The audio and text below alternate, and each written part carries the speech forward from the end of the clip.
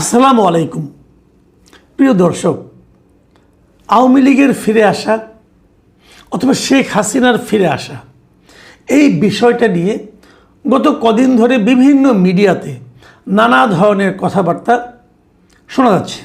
অনেকেই বলছেন, প্রথমে তো আমরা দেখলাম অন্তর্বর্তীকালীন সরকারের উপদেষ্টা মাহফুজ আলম উনি বিশাল একাধিক পোস্ট দিলেন ফেসবুকে যে আওয়ামী লীগ কীভাবে ফিরে আসছে, কেন ফিরে আসছে, কেন ফিরে এসেছে অথবা কেন ফিরে আসবে, এগুলি নিয়ে অনেক কাহিনী উনি বর্ণনা করলেন।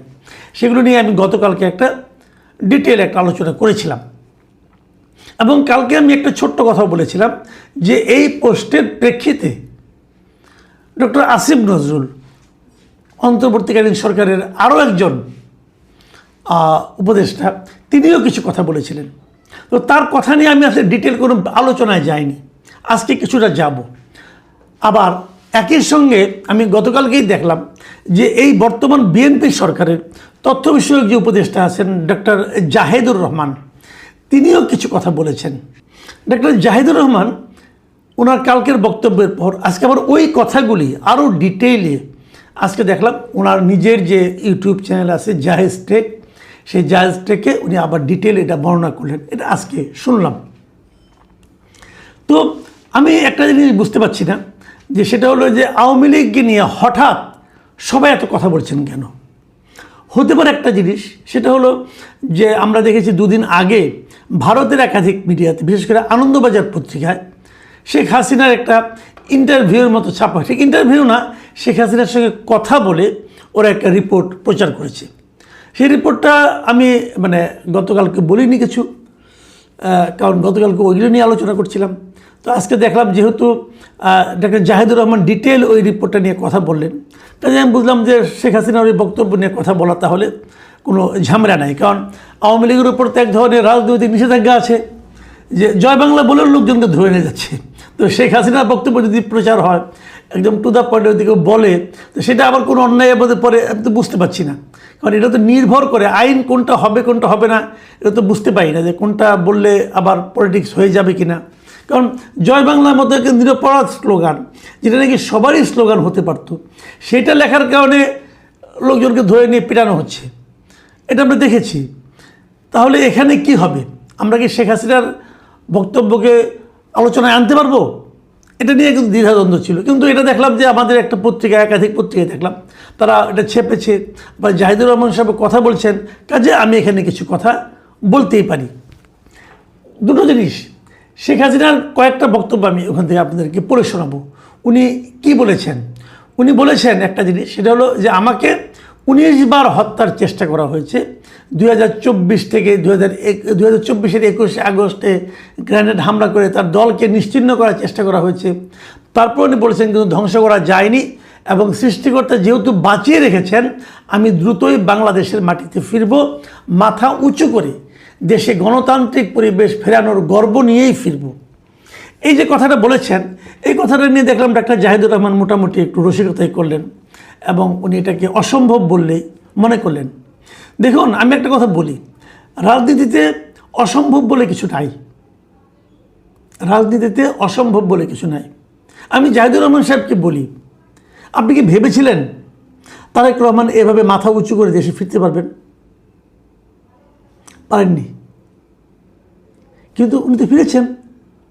ওনার বিরুদ্ধে মামলা ছিল, সেই মামলা ওনাকে যাবজ্জীবন কারাদণ্ডও দেওয়া হয়েছিল, উনি তো দেশের প্রধানমন্ত্রী হয়েছেন। রাজনীতিতে অসম্ভব বলে কিছু নেই। আজকে যেটা আপনি ব্যাখ্যা করছেন, কালকে এই ব্যাখ্যা দেখবেন চেঞ্জ হয়ে যেতে পারে। কাজেই এত গ্যারান্টি দেওয়ার কিছু নেই, ভাবার চেষ্টা করেন। বরং আমি মনে করি চিন্তা করা দরকার যে কেন কি হয়, কোন ঘটনার পেছনে কি হয়। আজকে যেটা শেখ হাসিনা বলতেছেন, কেন বলতে পারছেন?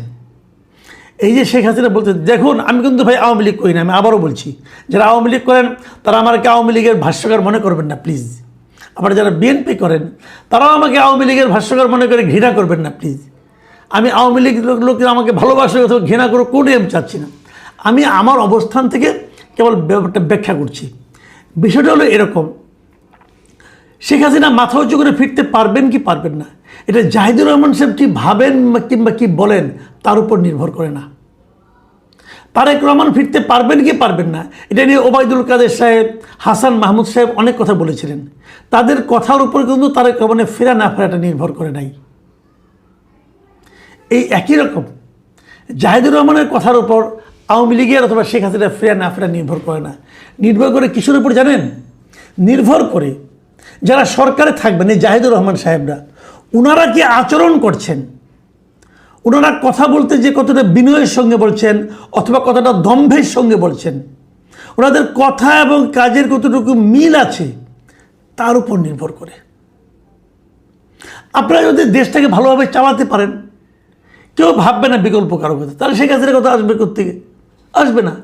আর আপনি যদি দেশটাকে ভালোভাবে চালাতে না পারেন, জনগণ যেভাবে দেশটা চলুক বলে চায় যদি সেভাবে চালাতে না পারেন, তাহলে আপনারা যতই চিৎকার করেন, যতই আওয়ামী লীগের দোষ ধরেন, যতই শেখ হাসিনাকে দানব হিসাবে প্রমাণ করার চেষ্টা করেন, জনগণ তার কোনোটাই মানবে না।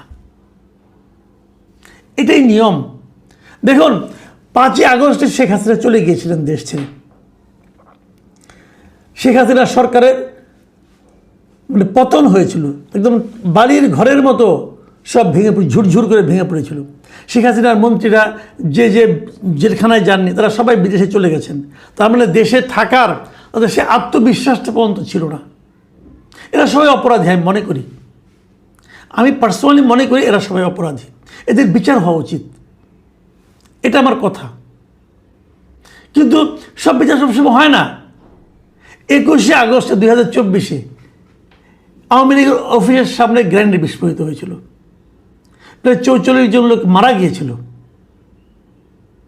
কে মেরেছে আমি জানি না, কিন্তু বিচার হওয়া উচিত। বিচার হয়নি, বিচার তো হয়নি, কি বলবেন? বিএনপি একটা তদন্ত করেছিল, আওয়ামী লীগ আরেকটা তদন্ত করেছিল। দুই তদন্তই বর্তমান সময়ে যারা বিচার বিভাগ তারা গ্রহণ করেনি। বিএনপি তদন্ত রিপোর্টকে আওয়ামী লীগের সরকার গ্রহণ করেনি, আওয়ামী লীগ সরকারের তদন্ত রিপোর্টকে অন্তর্বর্তীকালীন সরকারের সময় যে বিচার বিভাগ তারা গ্রহণ করেনি। কারণ এই বিচার সবাই বেকসুর খালাস পেয়ে গেছে। তাহলে কি ওই দিন ওখানে কেউ মারা যায়নি? ওই দিন কি গ্রেনেড ফুটেনি? ফুটেছে, বিচার হয়নি। সব বিচার হয় না, এই দেশে সব বিচার হয় না। আপনি কী করবেন? কেন হয় না জানেন? হয় না এই কারণে যে পরবর্তী সরকার যখন পূর্ববর্তী সরকারের চেয়েও ভয়ঙ্কর পরিস্থিতি তৈরি করে, পূর্ববর্তী সরকারের চেয়ে খারাপভাবে দেশ পরিচালনা করে, তখন পূর্ববর্তী সরকারের অনেক অপরাধ জনগণ ভুলে যায়। এটাই বাংলাদেশের প্রকৃত চিত্র।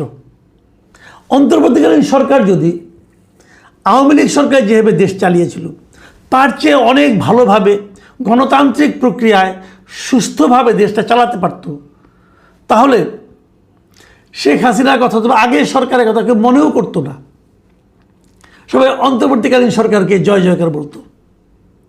তারা সেটা পারেনি। শেখ হাসিনার এক পিয়ন 400 কোটি টাকা চুরি করেছিল, শেখ হাসিনা নিজে বলেছিলেন। কয়েকদিনে, কত বছরে? 15 বছরে।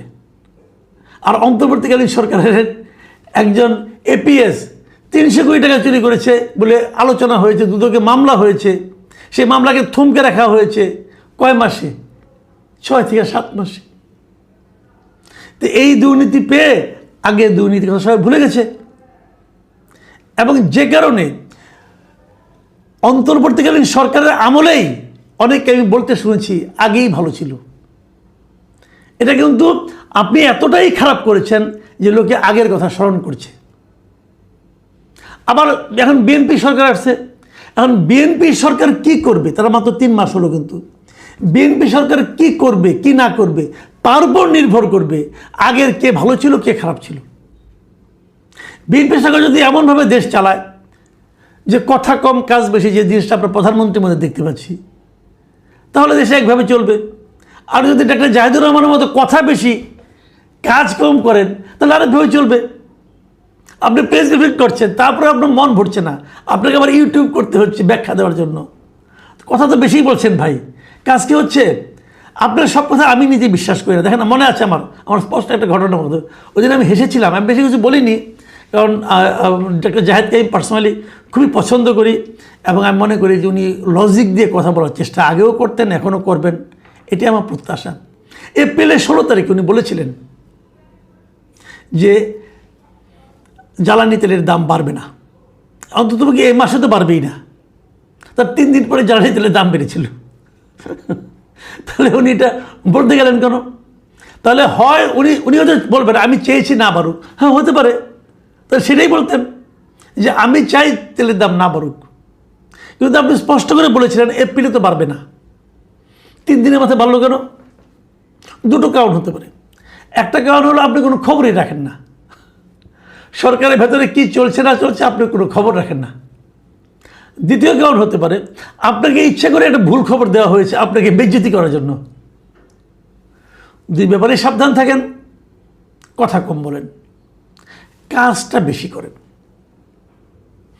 আওয়ামী লীগ ফিরবে কি ফিরবে না এটা অনেক কিছুর উপর নির্ভর করে কিন্তু, এবং সবচেয়ে বেশি নির্ভর করে আওয়ামী লীগের পরে যারা ক্ষমতায় আসছেন, দায়িত্ব নিয়েছেন, তারা কীভাবে দেশ চালাচ্ছেন তার উপর।